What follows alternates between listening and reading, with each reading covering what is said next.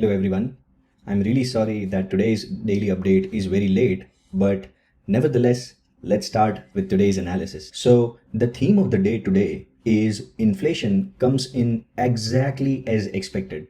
So, not more, not less. The consensus was 3.1, and exactly that we got is 3.1. So, with that thing in mind, let's start our daily analysis of the video.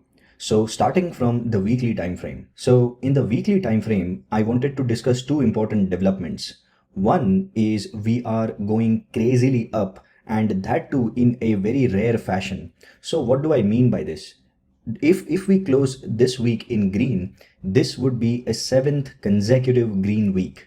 Normally that never happens, but you don't trade the markets that you want, you trade the markets that you have. So this is basically the gist of weekly time frame. So let me go to the charts and show you something. So as you can see over here, this is the weekly chart, and in the weekly chart, as you can see, we touched the all-time high back in 2021 in November. And over here, we are very, very close to reaching all-time high on the weekly time frame, as you can see over here. Now, the thing is, right now we are overextended on the upside. So does that mean that we can't go up? Absolutely not. We can go up, but I just wanted to, spread out a word of caution that right now we are overbought levels. So we are really overbought conditions. So, and the main thing to observe over here, the two key things to observe over here is, one is we are right now trading above the upper band of the Bollinger Band, and the main support, the initial support, the first line of defense lies at the 5-day moving average, that is the blue line that you see over here. So I see we touching all-time highs very, very soon, either in next trading session or maybe in this week. But let's see if we can survive and sustain above these levels just to go higher. So we'll see, but as of now, I wanted everyone to be cautiously optimistic. So that's my take on the weekly time frame. On the technical side of it, we are just trading above the upper band of the Bollinger Bands, and the initial support lies at 5-day EMA. So now let's jump on to the daily time frame. So as you can see in the daily time frame, this is the daily chart. Now the things that I wanted to discuss in the daily time frame is, firstly, the initial resistance, that the immediate resistance that we have is the R1 pivot level, that is this one, as you can see over here. If the price reaches R1 level, there are very high chances that we will have a short pullback. So that is one thing. The second thing is we are trading above the top band of the Bollinger Band. So be very, very cautious. Also, my initial support lies at 5-day EMA, that is at 16,400 level. So that was my take on the daily time frame. And now let us go to the intraday time frame and analyze the hourly and 5-minute levels. So the thing that I wanted to discuss on the intraday level is we got a bullish crossover from the exponential moving averages very early in the session in the first hour. So let me show you what do I mean over here. So if I go to the intraday charts, that is the 5-minute charts, then as you can see over here, this is the 5-minute charts. And so over here at 5:30, the inflation data was released, that too pre-market. So as you can see over here, we sold off very heavily, but nevertheless, at the start of the session, that is 6:30, as you can see over here, we had a one bearish candle and then two candles in which the shadows or the wicks was very long. So I was just waiting till 7 o'clock and seeing like what is happening, how the market is digesting the news of the CPI. So as always, as I wait, the first 30 to 45 minutes of the session, I waited for till 7 o'clock and I saw like, okay, the sell-off has nicely been digested and the markets are charging higher. So my view going forward at this point was, if we can close above this bundle of all the moving averages, and if we have a bullish crossover of 5-day and 26-day EMA, then there is a shot of going long. So that is exactly what I did. Once we got the confirmation from the bullish crossover, I just went long. And guess what? The target for the long was R1, that is the pivot level for the intraday. So that R1 also got nicely respected on Qs as well. So if you take a look at QQQ, you will see that R1 got rejected very nicely at the first time, and then on the second time we got even a better rejection. So once we got a rejection from R1, since R1 was respected, and then it gave us a bearish crossover over here, but it did not survive. So once that bearish crossover failed again, and once we got this bullish crossover, then I was very sure that we are going to have a spectacular rally. So that's my take on the intraday time frame. And one biggest clue of today for the intraday time frame is VIX. So if you can see the VIX, let me go to the 5-minute chart. So in the VIX in the entire session kept on making lower lows. So as you can see, it was gradually going constantly downwards. So if the volatility itself is going constantly down, then it is very hard for the markets to go down as well, because both of the assets are inversely correlated.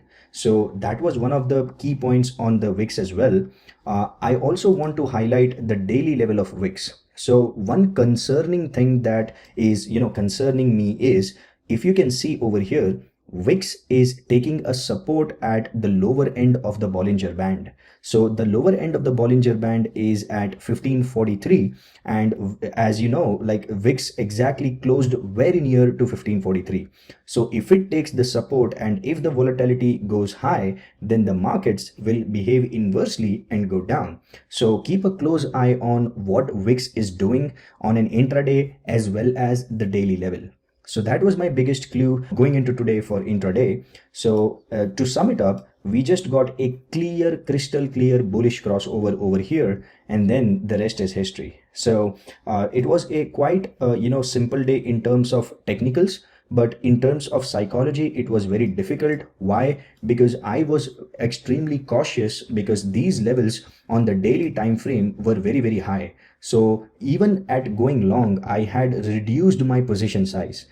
So that's a very good sign of a mature trader. Like, you always, if you have a second opinion or if you are doubtful, then the first line of action should be to reduce the position size. So that's exactly what I did, and that's my take on the intraday time frame. So coming into the macroeconomic section, I wanted to discuss this important thing. So now, since the CPI data is released, now the Fed and us both, we all have the information regarding the inflation. So what is going to determine the next phase of the market? And that is the remarks by the Federal Reserve. Because since the last day, I discussed that there are very high chances that Fed is going to keep the interest rate same. So the element of uncertainty is the remarks that are going to be made by the Fed chairman Jerome Powell.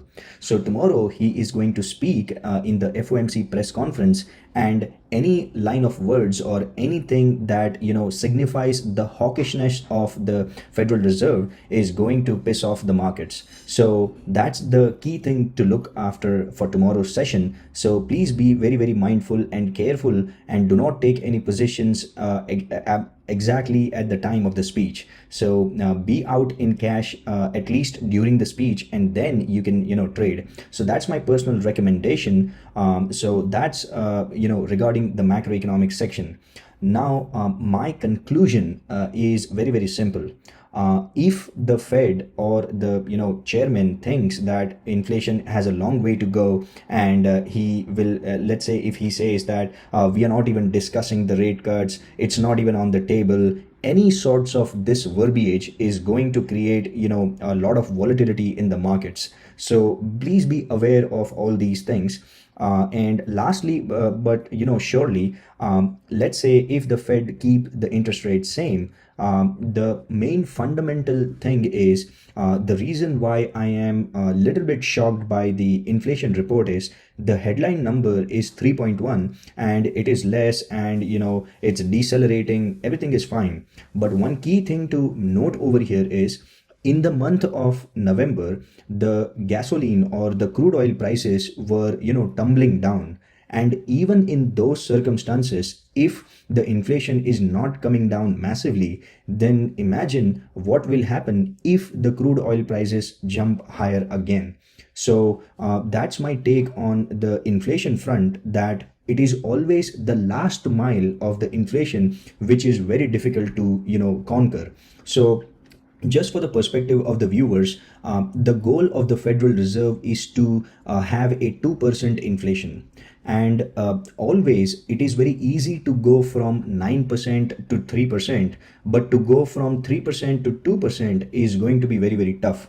You might have heard that, if the inflation remains stubborn, or if the inflation remains sticky, then Fed will have the incentive to keep the rates where they are for longer, and that is not good news for the economy. So that's my take on the macroeconomy. That's my take on the fundamentals. So that's you need to be aware of these things so that you know the reasons of what is happening in the markets and why it's happening. With that, I would like to conclude the video, and once again, thank you so much for watching. Thank you so much for being the part of this YouTube channel, and I would love to see you all in the comment section, interacting and letting me know how am I doing, any feedbacks, any special topics that you wanted to cover. So at last, feel free to like, share, and subscribe, because that's what gives me motivation and the YouTube algorithm to spread this video. So with that in mind, thanks so much, and until next time, catch you guys later.